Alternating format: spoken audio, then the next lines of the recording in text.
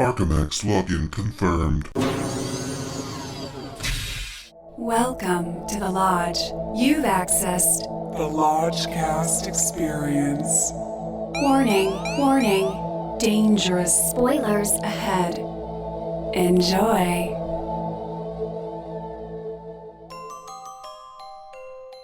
Welcome back to Matt's Movie Lodgecast. I hope you had a peaceful summer, because now it's time to once again shed innocent blood.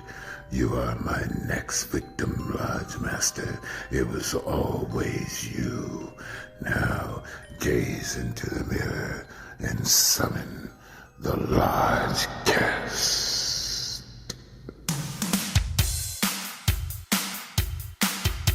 The Lodgecast is a little podcast where we watch weird movies, so you don't have to. The Lodgecast, baby. Lodgecast, gonna smoke grass. Lodgecast, missing movie pass. Lodgecast, We're gonna watch some crap, Lodgecast. and then the Lodge Master chats. With Lucas and Bishki. Episode 108, Candyman 2021. Welcome back from summer break, y'all. It's the Lodgecast. I'm your Lodge Master. With me as always is Brother Bishki. Candyman. Brother Lucas in the back. Ellen. And joining us for the intro, and then he'll call in. He's promised.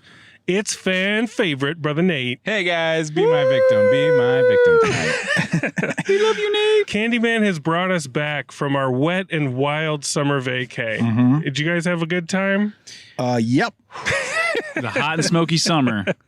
Now, what is our history with Candyman? For me personally, this is one of those rare horror movies that scared the shit out of me as a kid. Yeah, man. Same. And I think I credit all of that almost with the atmosphere. Like, so few horror movies successfully pull off a unique atmosphere that's all their own. It's true. I mean, first of all, you've got the original setting of Cabrini Green, Chicago, which is a public housing project. Setting it there is brilliant. Which is absolutely out of the box brilliant. And then secondly, you have Philip Glass doing the score, which has heavy this lifting weight. on the score. Yeah. And then third, you have this amazing historical backstory that's tied to like U.S. history, giving the character this added dimension and depth that like you can't even comprehend. And it's not just a horror movie or a psychological thriller. It's like a tragic romance. Like it's this truly operatic, beautiful work of art. It's got it all. And it's terrifying. It's a singular villain, you know? I mean, I have to address that. It's a Clive Barker short story. You know, I have some history with this. There's a Books of Blood series that I just recommend for any horror reader. It's a bunch of all. Midnight Meat Train was another one that was made into a movie, and haven't seen it. Vinnie Sweets Jones for the is in Sweet. it. I mean, it's a short film. Yeah, I mean, it's this great little short story that covers this urban legend of the Candyman and the whole, invoking him by calling his name, but also the candy to the kids. You know, that was in the short story. So it was all super well laid out in this little short story. But then modernizing it, putting in Cabrini Green. I mean, it gets. And I'm all for the Philip Glass score. It's great. That tickles my spinal cord and gets me in the mood for.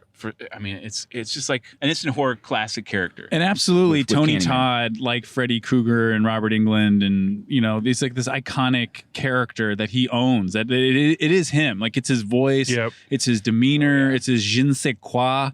Like he's absolutely a living legend icon. And the Lodge Mistress and I watched this, I think, about a week ago, and it still packs a punch. This movie is brutal. It's fucked up, and it still is nightmare inducing. Like some of those frames that you get of just blood soaked. Yeah. Like I just watched it last night. Oh, I hadn't seen it since college. I didn't really have a taste for horror back then, so I was kind of like, I didn't remember it being great, but then last night I was like, whoa. Yeah. Like once the Candyman shows up, the movie just goes bonkers and there's some crazy imagery. It's the real deal. Very much so. I mean, thinking about, I'd love to see the origins of this project, because you have Bernard Rose, who's a fabulous director. Paper House is one of my little hidden gems that I recommend to people. But also Immortal Beloved. You know, he's a classical director. He did Ivan's Ecstasy, which introduced Danny Houston to the world, which was a pretty interesting drama. So pulling him in here is very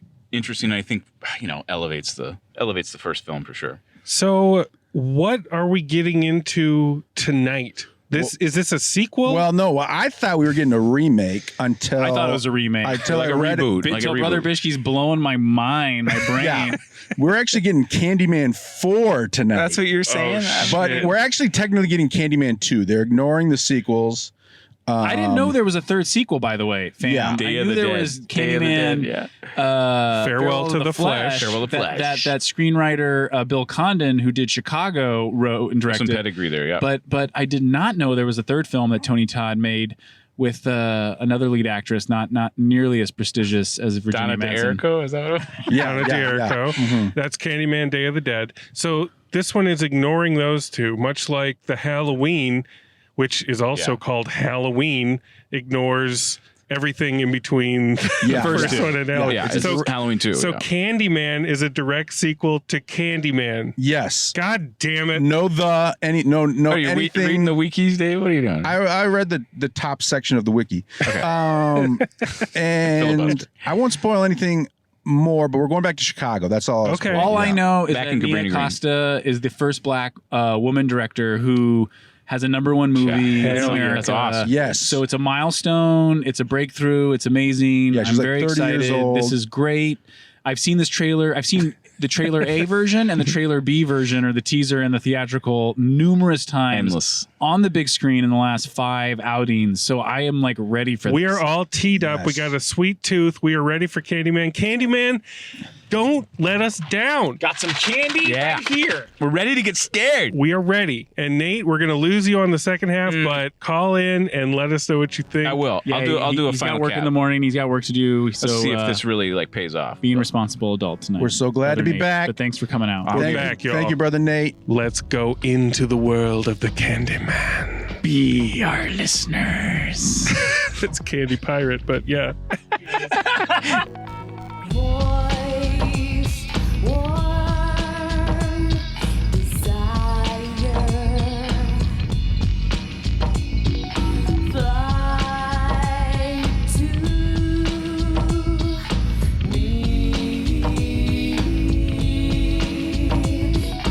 Candy perfume girl, you candy perfume girl. I'm your candy perfume girl.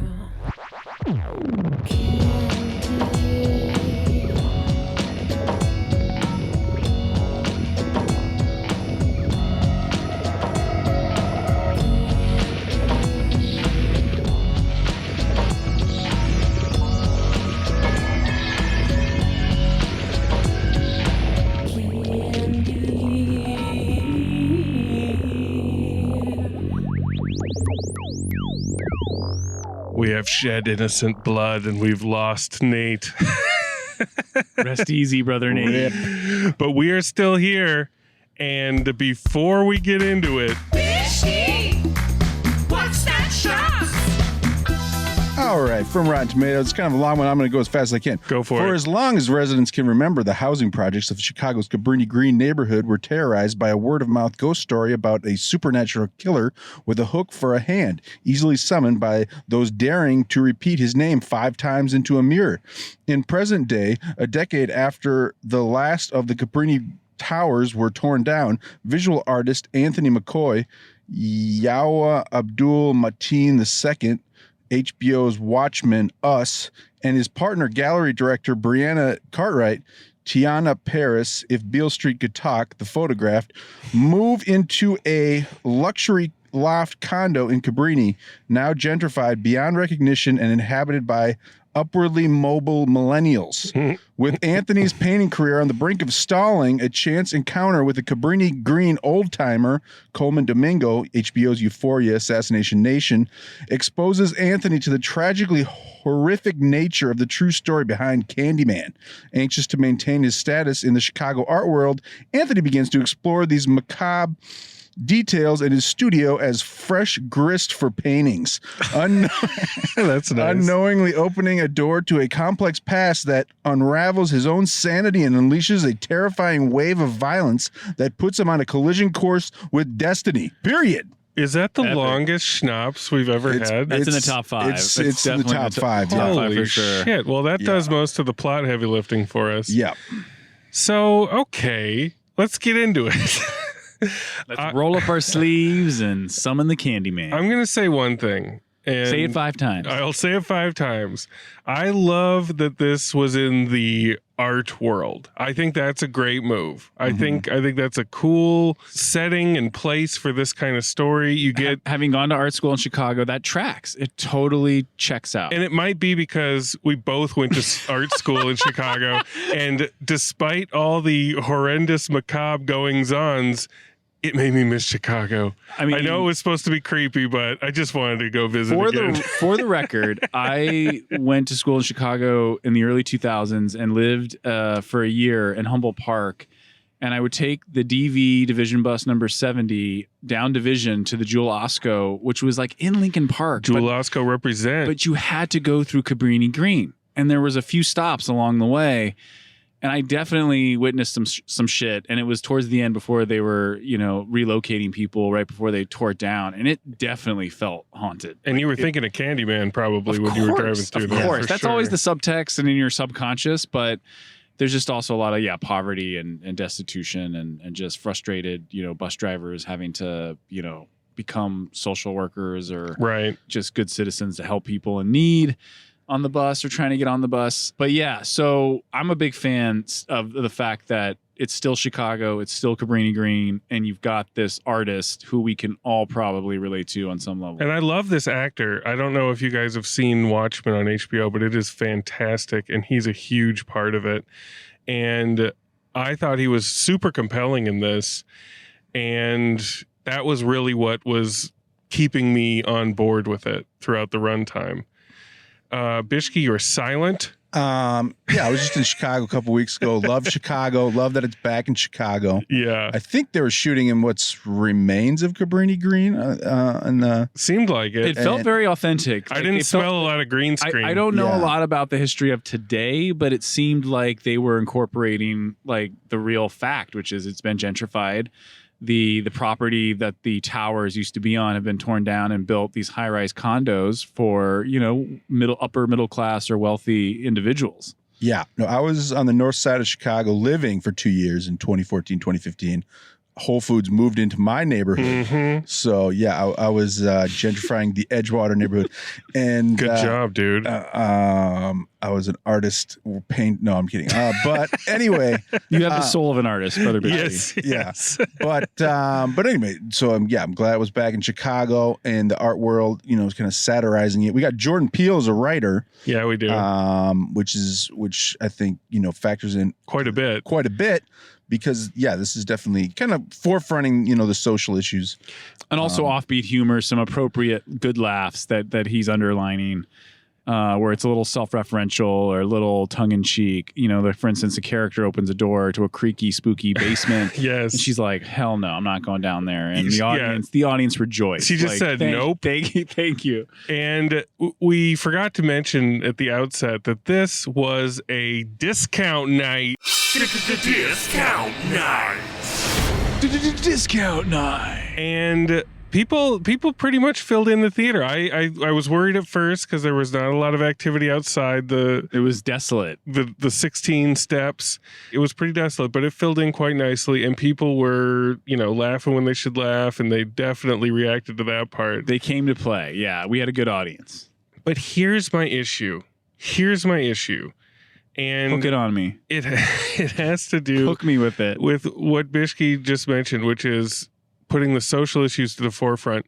I think on paper, the reimagining or the expansion of the Candyman lore looked great. I bet it looked fantastic on paper, and I bet it even read great. Yeah. But the problem is, tain't scary. Yeah. Tain't scary at all. I I wasn't scared for one fucking minute in this movie. I will second that absolutely. And it was so funny that you mentioned it because I was like, man, I can see this idea working. Yes. But for whatever reason, when the title of the film is Candyman, you expect to meet and get to know and be scared by the title character. Yes. And in here, they kind of sprinkle it out. They dilute it. They dilute it so much where it's more of an abstract theory Yes. as opposed to like this is really happening. Like a Freddy Krueger, like a Candyman. Like it's so that was the kind of interesting paradox that I felt where I was like, oof, I'm into the ambition of them connecting all this.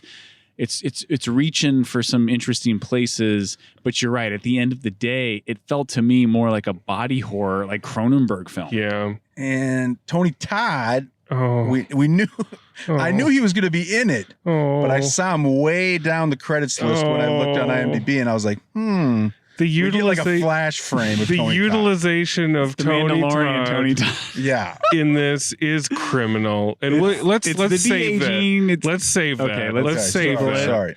But I think logically, all of these ideas are great. And I would sign off on them. I would green light them. Jordan Peele comes to me and says, and a conspiratorial whisper like, hey, it's like the urban legend is real. So it's everybody. it's everybody. It's and you're throughout like, time. Oh, you're like pointing at him like, oh, you And if guys. if especially Jordan Peele comes to you and is like, it's going to be Candyman throughout the ages as guys that are unjustly killed by authority figures, white authority figures, and it's cyclical. It happens again and again, and Candyman insinuates himself into this artist's life, and what is real, what is not. He slowly becomes the Candyman. I'd be like, fuck yeah. Yeah, go with it. Run with it. Go with God. Godspeed. Sounds great.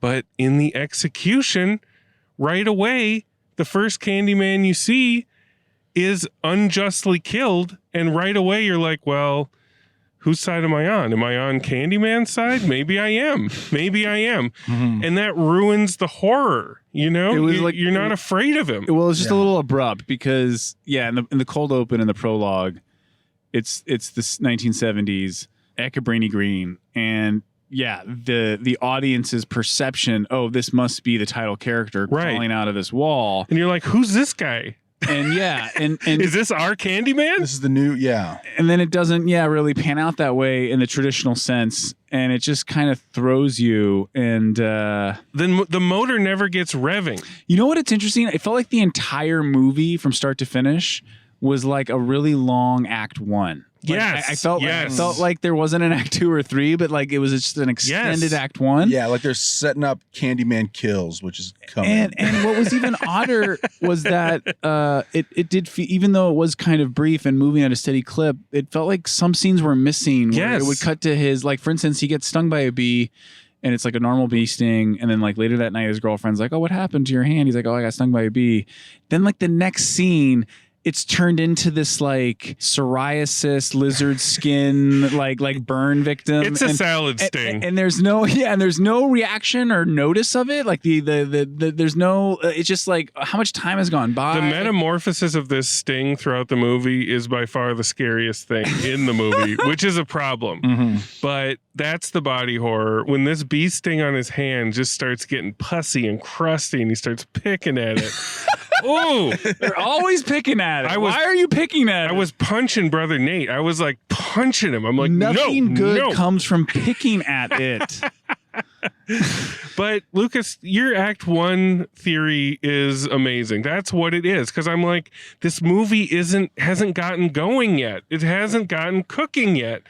And it's extra weird when they just start throwing in victims that are not even remotely related to our central plot just to get the Candyman body count up. It's like, what? That's another issue, right? What is that? Because I feel with filmmakers today, they might not understand point of view like in the traditional sense, and they just go, yeah, they have all these ideas, and it's like, let's do them all or throw it against the wall. Well, it felt like a studio note. Like, we need more kills. Let's kill 5 high school girls in a bathroom. Yeah, it all felt it felt like separate set pieces. Yeah, where they're like, okay, we're gonna do a kill here. Like, it's like an extended trailer. And in terms of like the pacing, because like, you think of like the pacing, the original Candyman is like once Candyman shows up, like things just go off the rails for the rest of it. And it's horrifying till the end of the film. And this one, it's like we keep stopping, we keep like, slowing, it's just like every Candy interrupt us. Yeah, exactly.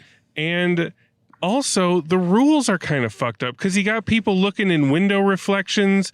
You got people looking in art piece mirrors. I thought it was the people who said it who got killed, not everyone in the vicinity. Yeah, like what? Like the boyfriend of the main woman's brother, he says it in the mirror and nothing happens to him. We don't even see him again. Yeah, I mean, they set him up as like a main character. He summons Candyman.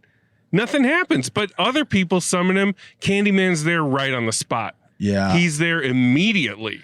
I've always been a little confused about the rules of Candyman, even after the first one, but this one takes it to another level. I think they really need the most powerful image in any Candyman situation is you're alone or with a partner in a bathroom. Yeah. You're looking in the mirror. Oh, yeah. You do it. And lights off. We almost have that in this with the art critic who's in her own bathroom and she gets that sly look on her face and she's about to do it. But by then they cut away when she's about to do it because evidently we've seen too many people do it and it's boring or something. Right. But that is the essence of the Candyman summoning to me. It's like you're staring yourself down and you're deciding whether or not to do this thing that seems silly, but you go through with it. And it's all diluted in this. It's all like they don't have that giggle-inducing situation that everybody loves about Candyman. It's all just devil-may-care summoning. Yeah, and he shows up if he wants. I mean, it's interesting. Like with horror, I feel like you have to be more traditional in the pacing or structural sense to build and release tension. And if you kind of cut with these dramatizations with like the shadow puppets or cutouts and like the real modern world, but then there's like flashbacks, I feel like, it becomes more of a farce where you're just watching, these extended sequences, and individually they're great, but as a whole, you're just kind of being taken out of it because it's jumping around so much and you're like, wait, where are we going now? Or who's this? And then all of a sudden he shows up at his mom's place. And I thought that would have been a great moment had it been set up a little better. But then like when you realize like, oh, this is the mom from the first, oh, okay.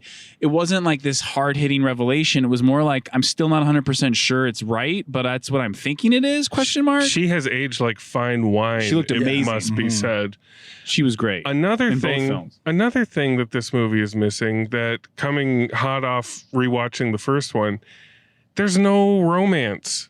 Like that was an edge that Candyman had over everything, was that Candyman was in love with Virginia Madsen, and she was like getting hypnotized by Vertigo shit. A little bit of Vertigo. There is none of that in this, and it's a vibrant thread I think that is missing. Yeah, you know what it is actually? I thought of it. I was like, gosh, what made the original kind of interesting and what they could have done here was make the relationship interracial. So like his girlfriend could have been a white blonde lady, and that way you could have played off, the legend of the original, or make him fall in love with Candyman. Like make it a gay romance. I don't know. No, that too. That can work. Like I'm just missing any thread of romance in this movie. Yeah. There's none. There's just him and his fucking bee sting limping around Chicago. It feels incomplete to me. And you know what else kind of threw me with the art scene kill, like the first kill, was... I was not a fan. Yeah, it called back to Dan Gilroy's Velvet Buzzsaw, which Netflix did a few years ago, which I know is not,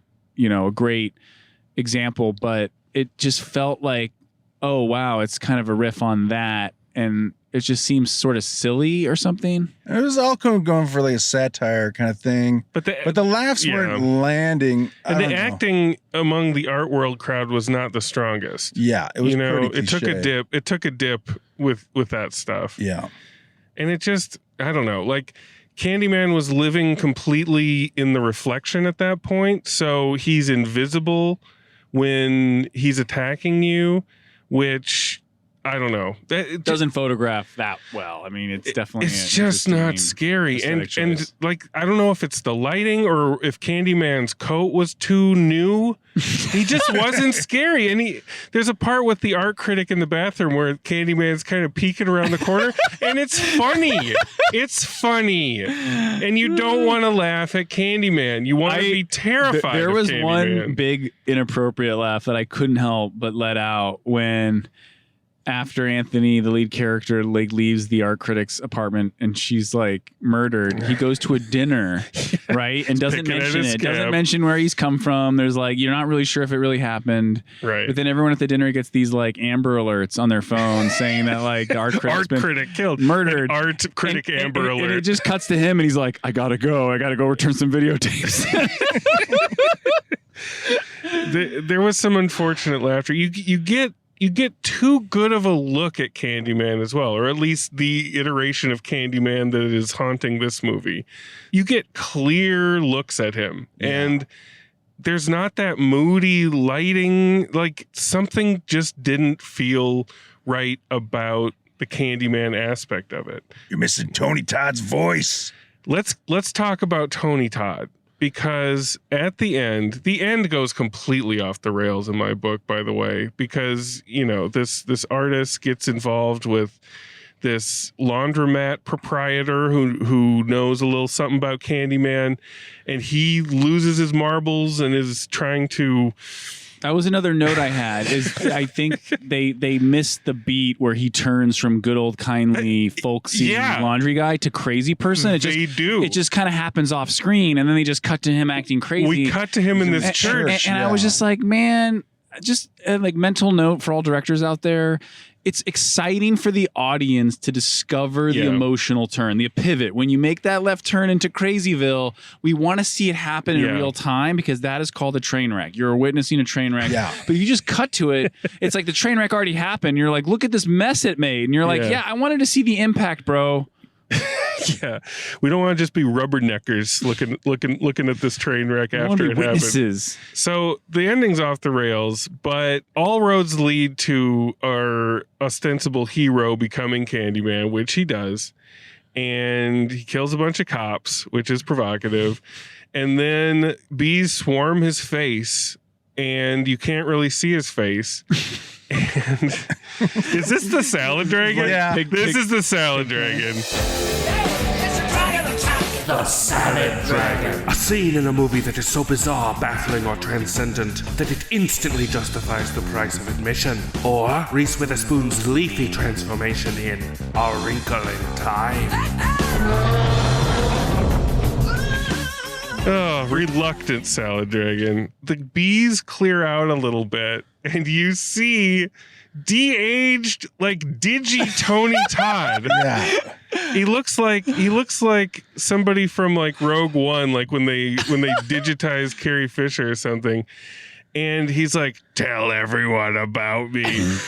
But it's like you're playing the Candyman video game, and it's maybe PS4 graphics. They're pretty good. It's the cutscene. But it's not him. Yeah. Or if it's him, it looks fake. Yeah, because Tony Todd looks fine. Dude, he looks so great. If anything, he looks more haunted now. Just let him be old. Let him be aged in the current incarnation. And the entire audience in our theater let out like a weird sigh after that, because then that's the mic drop moment. That's the moment where they want you to be like, oh shit, Tony Todd's back. Oh shit.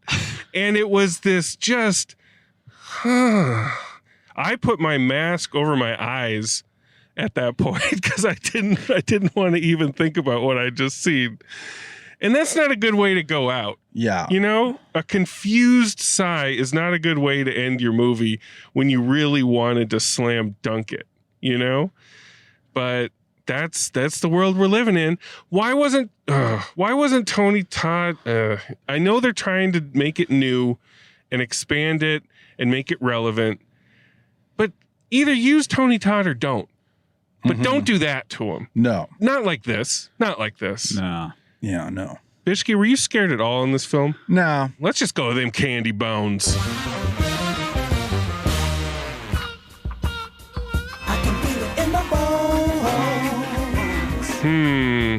Lucas, drop them bones. It's good to be back in the edge with you boys. First and foremost. And I'm glad we don't live in an area where there's a lot of beehives or murder hornets or killer bees. Yeah, we don't need that. I wish there were more bees in this movie. Yeah. I know he had the bee sting wound. There was the bee that counted. I really, when I think back, it was just that end scene you described with the bees and not too many bees elsewhere. But yeah, I guess it was just more a straightforward, traditional, like Act 1, he says his name. Act 2, he shows up. And Act 3, they have to like exorcise him or defeat him somehow. Right. But it didn't have that clear trajectory. It definitely felt like satire or farce or something where it was just more offbeat. I also wanted him to have his art show. You know, like I wanted the art thread to go deeper because they're like, ooh, a lot of renewed interest in this Candyman art show that you're putting together. Like, let us see that and then have Candyman show up at his own art show. I don't know. Yeah. Anyway. That would have been interesting, definitely. Because, yeah, his background as like an artist or portraitist, it was interesting. And that kind of just fades out. But yeah, I felt it was very glossy, had like the, all the right ingredients. Yeah. But as I was sitting there, yeah, you're right. Like I just wasn't scared. I was kind of giggling a little too much. And I just thought, man, this might have been better had it just been Tony Todd as the title character, but for this whole new generation. Sure. And I really appreciated them trying to bridge the first original film with this one because that does take ambition and thought and, TLC. It's not just a remake. Right. It really is striving for something new. And the fact that they were tying it into Cabrini Green, I was like, man, this is... God, I want to like this so bad, but I just can't. So I have to give it a bone. One bone. I really wanted to give it more. It was at 2.5 for a while, but when it ended, I was like, this can't be the end. And then I was like, oh, this is the end. Yeah. And then it ended, and I was like, man, I don't know. That's one candy bone. Brother Bishki, are you going to be a little nicer to it? Or are you going to put a razor blade in that piece of candy? Just a little bit nicer. I'm missing Tony Todd greatly. Yeah. And we get a bunch of Candymans in this, but Candyman. They should have called it Candymen. Candymen would have worked. It kind of pushes. The first one, it does have the Cabrini Green and Candyman's kind of this mystery. This one kind of pushes the mythology to the forefront and kind of the social issue stuff and the horror kind of gets a back seat. And so it as Lodge just says, it just did not make me horrified. But so I'm going to give it, for not being a remake, I'll give it 1.5 bones. 1.5 bones from Brother Bishki. I'm glad to be back in the edge. Oh, man. You missed Tony Todd. I missed you boys. Holy shit. Yes. I mean, time flies. Like I feel like we were off for a week. We've all been doing various things, working, traveling. Life has been happening, but I'm so happy to be back. Pumped for the Prestige, was started tonight. Oh my God, Prestige. There were some Prestige previews, by the way. I can't wait to tackle that Schrader card count. Oh movie. my God, full frame. Oh. But anyway, back to Candyman. Listen, like I said, on paper, I love all this. I love a lot of what was going on. I loved a lot of the performances. It just didn't do the one thing that it needed to do, which was to be creepy. It wasn't even creepy, let alone scary. I did really want to like it, and that carried me on its wings for so long. Oh, I gotta give it 2. I gotta give it 2. Okay. Just love and light. Goodwill for them trying to do something ambitious, and giving me a little bit of that art world Chicago atmosphere. You know, the upside down, foggy buildings. Like, I like all that shit. That was cool. But it's really a 1.5 for me. But Love and Light's pushing me to 2. And the feeling of being back in the edge is pushing me to 2. I'm going to give it a 2. I think there's going to be fans of this out there. Yeah. It's definitely going to be way better than Halloween Kills. We know that. Oh, my God. Yeah, that trailer felt just like... That trailer was a woof. My blood was already heating up watching that. Yeah, oh my God. so Oh my God. You can already tell that Jamie Lee Curtis is going to be in the hospital for like most of the movie. I can barely take it, guys. The kitchen sink. But we're going to tackle that another time. The kitchen island. Yeah, they're going to throw the kitchen sink at the kitchen island. It's midnight in a parking ramp in Burbank, and we got to get the hell out of here. We got to go home to our separate bathrooms and choose whether or not to say Candyman 5 times in front of the mirror. I'm going to be like, Candyman. If we survive, we'll be back next week. But if we don't, we love you out there. And welcome back to Prestige season. Who can take a sunrise and sprinkle it with dew? Love and light, y'all. Love and light. Love and light. Your call has been forwarded to an automatic voice message system. Hello, fellow lodgers. This is Brother Nathan with my review of Candyman 2021. Overall, I'll be kind of kind to it. I think this one has a clear agenda and a clear focus that elevates it, makes it a strong piece. I think really what's on display here and the standout that I had viewing this was the visuals and the direction is really strong. I think there's one amazing set piece after another. The kills deliver on this kind of horror cha-ching. I think it'll totally impress that audience. But I also think the message setting us into the current Cabrini Green of just the barren row houses that are left and the church really strengthen a piece like this. So I think it'll deliver on that aspect as well. My takeaway is that, yeah, the visuals are incredible. Yeah, there's rules to this horror film, but I think all these strong visuals and all this crowd pleasing feels a little forced sometimes. And I also think that the character development is just maybe not even there. I don't really even know beyond the sympathy of our main character getting stung by a bee and becoming this Brundlefly deformation, that really being the only sympathy I have for this character. So there's weird in character motivation throughout is pretty strange. It's like, why would you call a killer into your house? And I think it's just like Jaws in the water. Like, just don't go in the water, just don't say his name, 5 times. So for me, this was a lot of fun and just really extremely visual. And I appreciate that. So I give it 3 bones. It's probably 2.5 bones in my mind, but I'll give it 3 bones because I think it will please the audience, and I definitely would recommend it to people. So that is my review of Candyman. Love and light to all you guys. And I'm never going to say Candyman 5 times in front of a mirror because he'll come and kill me, So that's not going to happen. So peace out and love you. Bye-bye. Hanging around downtown by myself, and I had so much time to sit and think about myself, and then there she was, like double cherry pie, yeah, there she was, like disco superfly. I smell sex and candy here. Who's that lounging in my chair? Who's that casting devious stares in my direction? Mama, this surely is a dream, yeah. Yeah, mama, this surely is a dream. Take it. Yeah, mama, this surely is a dream. Yeah. Yeah, mama, this must be my dream.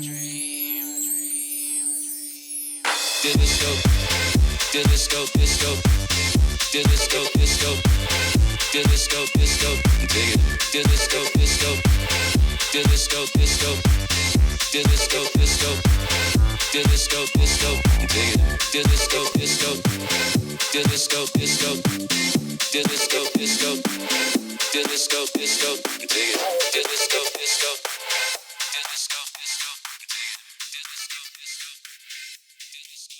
I wanted to see the impact, bro.